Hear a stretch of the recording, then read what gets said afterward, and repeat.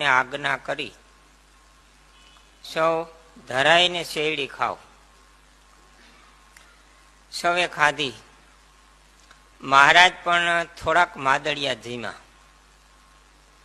પછી કોગળા કરી અને બીલીનું ઝાડ હતું ત્યાં ઘાસિયા ઉપર બિરાજમાન થયા. તે જગ્યાએ નિત્યાનંદ સ્વામી સામા ધાબળી નાખીને બેઠા. તે વખતે મહારાજ દરરોજ શિવ પુરાણ વંચાવતા હતા. નિત્યાનંદ સ્વામીએ કહ્યું, જે શિવ પુરાણનું પુસ્તક આયનું છે તે મરજી હોય તો વાંચું. મહારાજ કહે, વાંચો. તે વાંચવામાં શંકરને માથે બીલીપત્ર ચડાવવાનું મહાત્મ્ય આવ્યું. તે વખતે મહારાજે શંકરને સંભાળ્યા. એટલે શંકર મૂર્તિમાન આવીને ઉભા રહ્યા. મહારાજને પગે લાગી ચરણારવિંદ હૃદયમાં લીધા.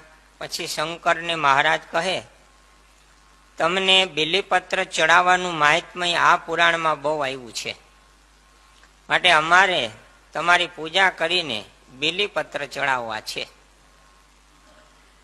ત્યારે શંકર કહે, હે મહારાજ, હું તો તમારો દાસ છું, માટે મારી પૂજા હોય નહીં.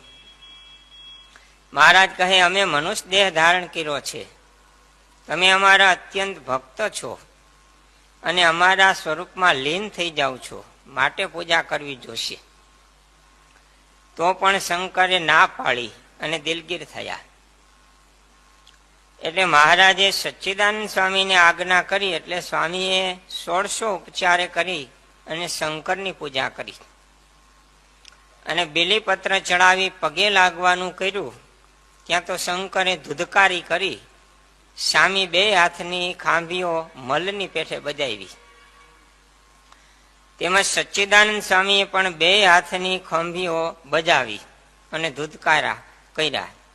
2 જણાના સામસામા ધબાકા લાગવા માંડ્યા. એકબીજાને પડકારા કરી ખૂબ કુસ્તી કરી.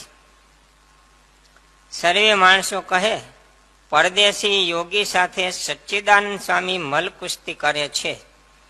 પછી સચ્ચિદાનંદ સ્વામીએ શંકરને બથમાં ઘાલી માથા ઉપર ફેરવી અને પડતા મૂકવાનું કરે છે.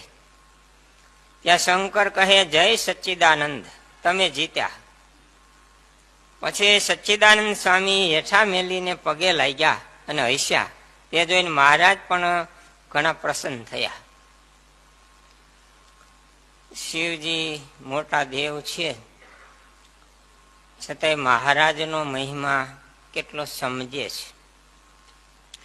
મહારાજે કીધું, તમે મોટા ભક્ત છો, અમારા સ્વરૂપમાં એ જોડાઈ જાઓ છો, એકાત્મ ભાવને પામી જાઓ છો, પૂજા કરવી છે. તો કે મારી પૂજા ન હોય. મહારાજ કે, મેં મનુષ્ય દેહ લીધો છે એટલે કરવી. તો કે ના, તોય નહીં. સચ્ચિદાનંદ સ્વામીએ કરી. બીલીપત્ર ચડાવવા ગયા તોય ના પાડી. પછી થોડીક વાર કુસ્તી કરી અને એમાં સચ્ચિદાનંદ સ્વામી જીતા. સચ્ચિદાનંદ સ્વામી